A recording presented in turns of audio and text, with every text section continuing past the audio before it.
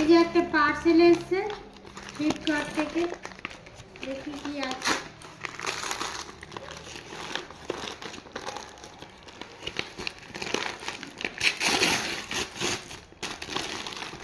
শাড়ি, এইরকম শাড়ি, হ্যাঁ ওরকম শাড়ি ছিল না, প্লেন ছিল। হ্যাঁ ঠিক আছে, শাড়িটা ভালোই লাগছে। শাড়িটা পুকুমার জন্য নিয়েছি এটা, দেখা